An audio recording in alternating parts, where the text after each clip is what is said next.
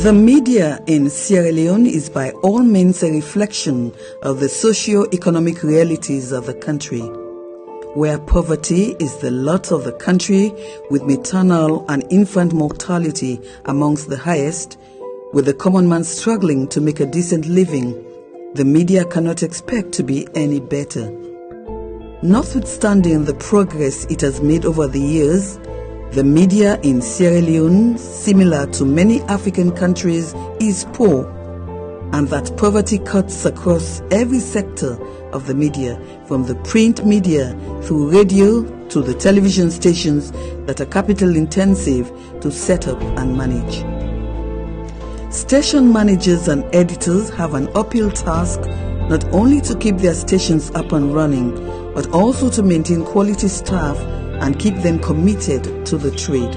Regardless of the fact that there is growth in the media, there is also a challenge of sustainability, which revolves around resource mobilization, resource management, and things around that. So I think that again is an area that is affecting the operations of the media, its entirety. So my impression is that it's growing, but at the same time, I would not say directly that it is struggling, but it's challenging for the media to thrive very well. I mean, our provincial tours, we observe that many things are lacking. Some journalists don't even have some radio stations. We don't even have reporters. We employ people on voluntary basis to report, with no incentive. Some radio stations don't even have a board. These are all the requirements that radio stations and newspapers should fulfill. But we hope that by next year, these are going to be the conditions for every newspaper and radio station to be fulfilled. Otherwise, it will be difficult for us to give a clean plate for operation. This is an independent media commission documentary which investigates the problem of media poverty and its implication on the journalistic profession. It explores the day-to-day management constraints of managers and media practitioners in general, the effect of policies that underpin the media, and presents the findings of the Independent Media Commission on the core causes of an enduring poverty that has always characterized the media. Large proportion do not have any proper management in place. There are only a few that are properly set up, boards of directors, proper management structures, accounting structures, etc., etc. The vast majority don't have anything like that. They are all one-man business. So the editor is the proprietor, is the lead writer, etc., etc. So it's difficult for them to manage their businesses properly. For some media houses, they just can't afford the fuel to run their generators. For others, they cannot afford to pay their demotivated staff, and for many, all they can offer to their journalists is ID card as a ticket for survival, which many think is an invitation to yellow journalism. But for all the sad, unending song of media poverty on the lips of many managers and practitioners, this is one of the professions that has seen astronomical growth in remarkable numbers over the years. The more examples we see of unsuccessful media houses, the more applications keep pouring in at the IMC for registration of media houses. Nearly every chiefdom in this country is gunning for a radio station. There are presently up to 130 newspapers in the country with an illiterate population. It begs the question as to whether Sierra Leone needs so many newspapers on the scene, with a vast majority that come out only when there are adverts. Today, Sierra Leone has 327 registered media institutions, 130 newspapers and magazines, 165 radio stations, 32 televisions including satellite linked to direct-to-home services known for short as DTH. While newspapers are generic in their coverage with just a handful specialized in health, commerce and education, radio has morphed into classes of being commercial, community, religious and teaching. But proliferation of the media in Sierra Leone has not meant its democratic distribution across the country. Western Urban alone houses 94% of the print media, leaving the rest of the country with only 6%. Radio, unlike the generic nature of the print media reportage system, tends to democratize the landscape with 34% concentration in the Western Urban, leaving the rest of the country to share the spoils of 66%, and is grouped along the categories of commercial, community, religious, teaching, with international relay stations of the BBC, VOA and Radio France International being a separate categorization of its own. But evidence abounds that the recipe for the media's poverty is brewed by the media itself, with so many chasing the few available resources. And journalism being a right-based profession, the field is getting even more crowded at the expense of quality and a decent living for professional journalists. Every day and every hour, I guess IMC gets application for new papers to be opened, and I think the process, maybe I'll be a little selfish here, but I think the process is too easy for us to open a newspaper. And because the process is so easy, everybody opens, every Dick, Tom and Harry opens a newspaper at the clip of a finger, as the case may be. The space is definitely overcrowded. With newspapers, it's overcrowded. Because we have, on record, we have over 100 newspapers registered with the IMC. But actively, we have over 70 newspapers which are very active. So and like I said earlier, we have the reading public is very small. So we have to compete with that amongst ourselves. But what are media owners themselves who put in their money saying about doing business in the media in Sierra Leone? I like what I'm doing, honestly, but getting people employed is one of our biggest goal. Employing graduates from Fobe College or people who have been graduated from different areas. People come with their programs and everything, but it's so difficult. Not that we don't. There are not a lot of programs around. There are programs, but most of the programs are so expensive to run. You need a lot of people who've got a lot of funding to fund you to get these programs going. But at the moment, it's difficult for us. Basically, it was a platform that I believe that was really used by God Almighty as an ambassador. But I provided the platform for Sierra Leone, and it was for Sierra Leone. It's huge to keep the station like Radio Democracy is a big task. Now, Radio Democracy is the only civil society-owned media radio station, and it's owned by the people.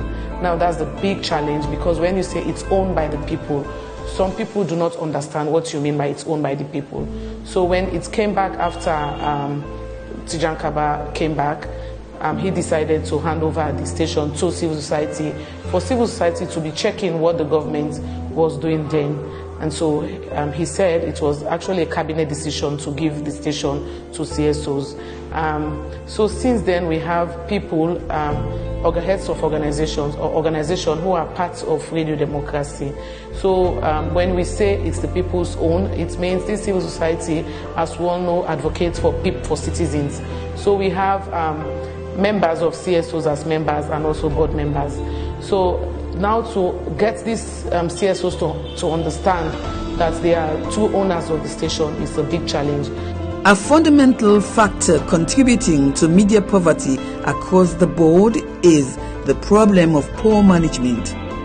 Though the IMC insists on a viable business plan, many media houses are not properly managed, as businesses and their scorecards are nothing but a litany of failures. We got into media production, a newspaper or radio, after we had been established as a business. Perennial Media was set up to do public relations, advertising, etc., etc. And that is what we did for the first about 6 years of our existence, before we then moved into newspaper publication. So we already had a proper management structure in place. The newspaper became a department of the establishment. So our operations is very different from most media institutions in Sierra Leone. I am on a salary. All the staff are on salaries. Advertising comes in, I have nothing to do with it. We have marketing agents that go out, bring adverts. When they get paid, they pay directly to the accounts department. They are issued with receipts, etc., etc. We have a budget that we operate under, income and expenditure, etc., etc. So we are established as a proper business. But the majority of media institutions, the person who starts the business is the one who is the editor, is the managing editor, is the advertising manager, is the debt collector, etc., etc. So, and for many of them, it is like their business account is the same as their personal account. For me, my own focus has been more on investment and commercialization. I think that's my strength, and we have achieved that a lot. And one thing about AYV is we have a plan, but the plan is so open-ended that every day we want to achieve something new. To me, it's a good story, and you have lots of people within AYV that we have identified that can actually deliver. So I've seen young people giving their best in terms of time as compared to what they get from AYV, but they enjoy the brand and they love being around. That's a success. From the editorial desks, right through journalists to supply chain, media businesses are cracking under the yoke of the underlying media poverty, and media businesses are not yielding the needed dividend. Like in any other business, the first challenge is economical, because it's newspaper. Of recent times, we have to be competing with not only the social media but the electronic media, and the elitist population in Sierra Leone is very small. And the newspaper also, the newspapers in Sierra Leone, little space for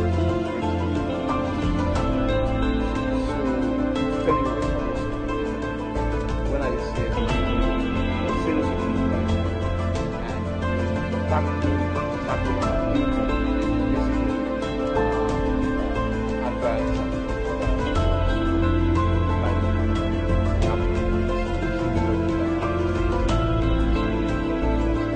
let papers away the goods until they call bonus, but all at the same cost, 2,000 per copy, and at the same price we buy all. Then they sell and give you at 1,300 per copy. We get people that already buy. If you left around, I would lost. You get people that they supply we now sales and return. If you left with the return and back, it depends on the sales. For we the vendors, especially when they get non-council right now, they strain for sale. Because we go say Waterloo, I don't stop. So when they get in the council now, we find it very hard for let vendor come follow quality percent like this outside. We not go office. Under stressful conditions, media houses deliver the papers, run adverts on television, newspapers and radio stations, but their debtors keep increasing and government MDAs remain the highest debtors, paralyzing the media. People don't invest in the media, and if you look at what is happening now, the cost of living is moving up, yet the advertising rates are not going up, neither the cost price for newspapers and fees are not going up. So you would see that the profit margin is receding almost, on a monthly basis, because nowadays on a monthly basis the exchange rate goes up, and much of what we're using in terms of newspapers, the newsprint, the ink, everything is bought from outside and it's bought with foreign currency. One of the big challenges we get some government institutions them where with the supply. We up to now not get money from past governments, since to this government so don't come. We get no call names, but in Boku, where we say then get for pay right now. And part this paper would say now with pension, now with transport, now with medical. So if government institution they owe we, that problem for we with the strain. Because we feel say whatever commission we get on 7,700 use per one paper. It's not enough for body manage. You understand? But if government institution they owe we, now big problem and we get. Then Boku, where they talk about we get one minister and we call him, we get for pay a single vendor over 70 million. We get a government institution, we get for pay vendor over 6 million, 7 million, 8 million. Then Boku, we get for pay evidence and day, because when the vendor they go supply, they rights. Some man they even decide for the paper they take. But at the end of the day, for long get to money are problems. There are the challenges of collecting revenue, advertising revenue. That is our biggest challenge. People send adverts to be published, including some very reputable business and NGOs and government. In many respects, the government departments are the biggest debtors. You publish the advert, then you send your invoice, and they don't pay. It takes a while. You chase them up. Particular government department. We have not yet got our allocation. All kinds of stories you get. We have institutions that have owed us since 2018. This 2020. We keep chasing them. We write letters, etc., etc. So, if I say to people that if we can collect all the advertising revenue we have, we'll have no problem as far as running the business is concerned and paying staff and increasing staff salaries, etc., etc. But we find ourselves in a situation where we always have cash flow problems, because we have a lot of money out there, and yet we need money to do certain things. Perhaps we don't get the money when we need it. All these are, for me, that's the biggest challenge that we have as a media institution. And I think this challenge is common to all media institutions. And the other frustration and challenge that people face in running media institution is the delay in the payment of adverts. You will agree with me that to run a newspaper, to do a publication, you spend close to $1 million or above $1 million loans. And then you will run an advert for a government institution. It will take a whole year for that advert to be paid for. And at the end of the day, you have staff, you have workers, they are reporters, you pay them at the end of the month. You have to ensure that the running cost of the office is well taken care of. You have to provide other facilities that will be good out there for reporters. And all this money, you get them through payment of adverts. And if you run an advert for an institution, let's say 800,000 leons for a page, and that 800,000 leons is not paid for close to a year, how do they expect you as a media practitioner or a media house to survive? But what are the editors and station managers saying about challenges in running their stations? There are arguably some success stories amidst a welter of challenges. One of the biggest challenges I've seen in media is probably overtaxation. Media institutions are so overtaxed so that you pay more than 7 types of taxes. You pay for everything everywhere. You pay to IMC, of course we should. You pay to NATCOM, you pay this again to NRA, you have to, so you pay lots of taxes, and when you put all these taxes together and look at the operational revenue generated that goes into taxes, you begin to see the reason why media institutions are not easily expanding in Sierra Leone. So there must be an incentive, a takeaway from what media institutions have to pay to be able to give them the ability to retain part of what they're generating for expansion. I think that's a very big problem. The management challenges are really not easy in running a newspaper in Sierra Leone. Take for instance, in this day and age, when you run a newspaper, it's not easy for you to even access adverts. And take for instance, critical media houses, journalists who are very critical of the system. They are not encouraged to get adverts from government institutions. Like from our own institutions, we find it very difficult to access government adverts because we've been blacklisted among newspapers in this country that should not benefit from government adverts because of our critical stance on issues that has to do with national interest. As a result of that, it hinders the growth of the media. It hinders the progress of practitioners themselves.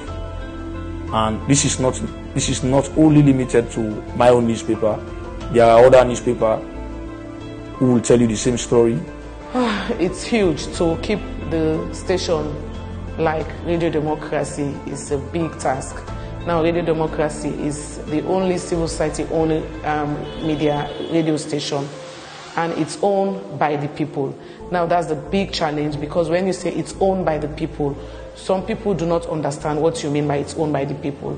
So when it came back after Tijan Kaba came back, he decided to hand over the station to civil society, for civil society to be checking what the government was doing then. And so he said it was actually a cabinet decision to give the station to CSOs. So since then we have people, heads of organizations or organizations who are parts of Radio Democracy.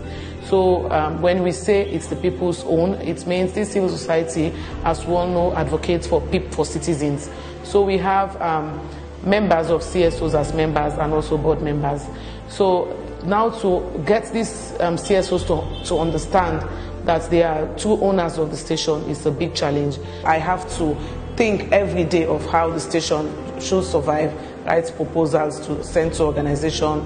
If the proposals are not been approved, I have to be thinking, how do I survive, or how do the station survive? Because of what we do, we are very critical of what we do. Governments tend to want to know or involve in the running of the institution. So this is where I have been very, very consistent. It doesn't matter who you are, which government you are in. I make sure I draw the line between myself, the institution, and what we do. That's also another challenge, because wherein you have friends who are also politicians and you have to maintain your integrity, is very difficult. And to get the station to go across the country is another challenge, and to get the staff to understand what the station stands for now with this generation is another challenge. What are some policy considerations in the land that have thus far strangled the media, and what could be done? Many media houses think that the media is overregulated and overtasked, while others think that the effects of the criminal libel law is still having its toll on the trade.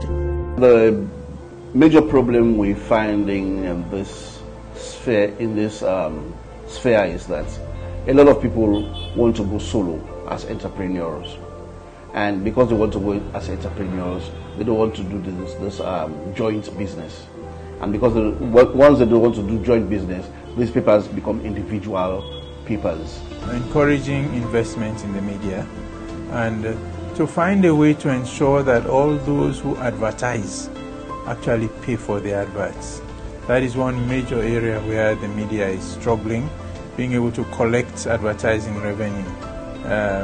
Every year, media institutions, particularly newspapers, have to write off millions of loans because people request adverts, you publish, and then to collect the money, all kinds of issues come up, and at times you can't get paid. After years of fierce and sustained campaign on the part of journalists in Sierra Leone to repeal Part 5 of the Public Order Act, which criminalizes libel and has dogged press freedom in the country since 1965, there seems to be a light at the end of the tunnel when the President Bio regime, in a series of calculated moves, both in and out of the country, demonstrated remarkable and unprecedented political will to repeal this obnoxious law. We are fully committed to promoting a free press, rescinding adversarial public order laws, and protecting and promoting the rights of citizens to know and to access information. We have instituted a National Civic Education Commission to further ensure the unrestricted participation of every Sierra Leonean in our stable democracy. For all of the foregoing, we need a constructive but intensive and sustained engagement with our bilateral partners and partner institutions. With the Sierra Leone Association of Journalists now receiving government subventions and improving camaraderie with the media in the sustained yearly presidential cocktails with the press, and with Cabinet's assent to repeal the criminal libel law gazette, the Parliament of Sierra Leone, in a defining moment on the 23rd of July 2020, finally passed and expunged the criminal and seditious libel laws from the law books of Sierra Leone, while at the same time endorsing a new IMC Act. At this momentous occasion, in which the criminal libel law has been expunged from the law books of Sierra Leone, tribute should be given to the many journalists who pay the price and many donors and actors who contributed to making this historic feat. But with the criminal laws out of the law books of Sierra Leone, what does this hold for journalists in Sierra Leone?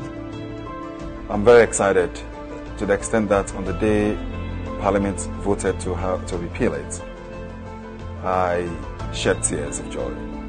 It had been a very long, drawn-out battle, lasting almost 50 years. So when it happened on that day, I was completely overwhelmed.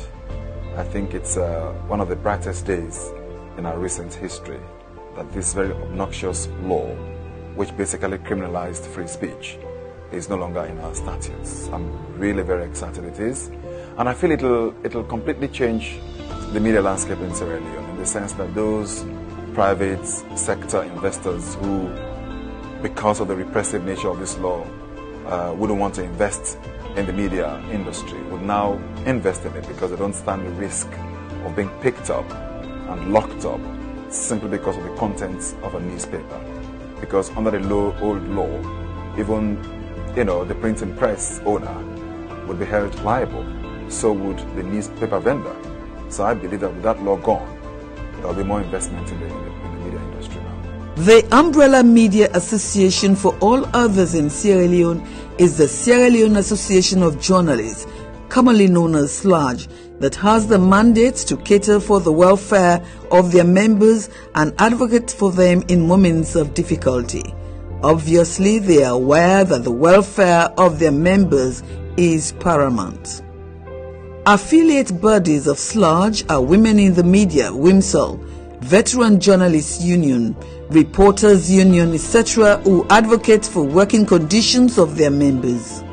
A recent study of the IMC on media institutions' compliance to statutory laws has stark revelations and far-reaching implications for its possible contribution to media poverty and the poor welfare of journalists in general. In this study, the IMC did a survey of 122 media institutions.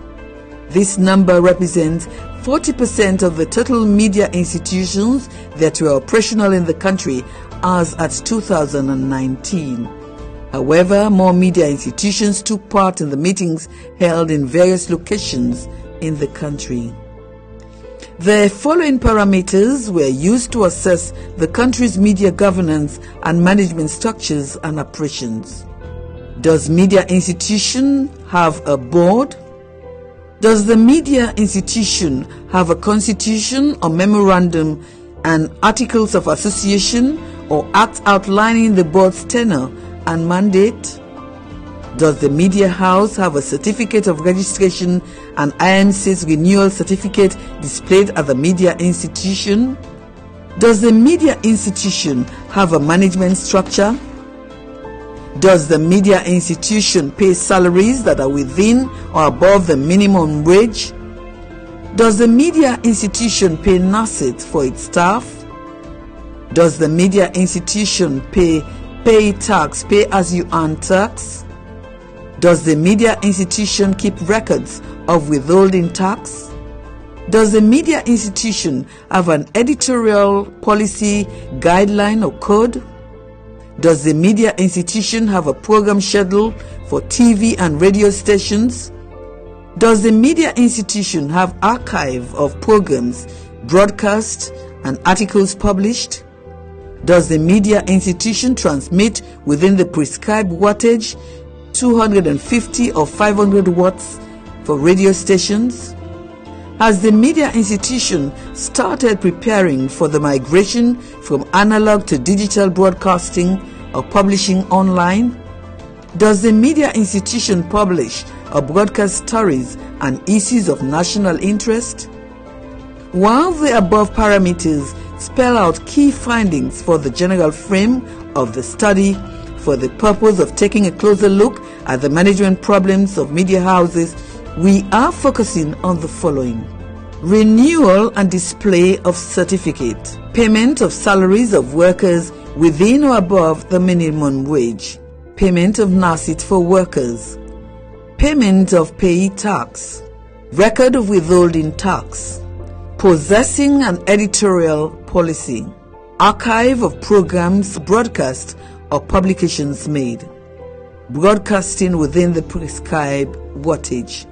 For the long-term good of the media and its capacity to manage well and thrive, the findings of the IMC regarding basic compliance to statutory laws are grimmer for an industry that aims at succeeding. 63% of media houses do not renew their certificates of registration and display them, while only 38% do so. 59% of media houses do not pay salaries for their workers within or above the minimum wage, while only 41% do. 66% of media houses do not pay NACIT for their workers, while 34% do so. 70% of media institutions do not pay payee tax, while 30% do. 77% of media houses do not keep records of withholding tax, while 23% do so. 56% of media houses do not have an editorial policy, guideline or code, while 44% do have.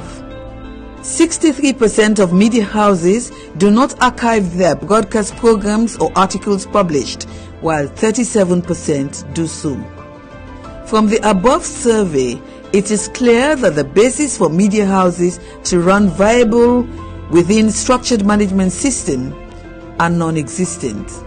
Where media houses fail to renew their licenses, pay their staff poorly, do not pay NACIT for their workers, fail to pay payee tax, do not keep records of withholding tax, lack editorial policies, do not archive their programs and articles, there's a lot of work ahead of the media in the newfound freedom to abide by and respect statutory laws which guarantee some semblance of order in the media. The problems of media poverty will not vanish with the repeal of the criminal libel law, but it is hoped that more investment opportunities will emerge for the media and that media owners will be more humane in the treatment of their workers. The table shows that majority of media institutions, 63%, have a board. However, the 33% without a board is an issue. It means there is no policy directive for the institutions. Another major issue that came out from the monitoring tour is that majority of the boards are not functional.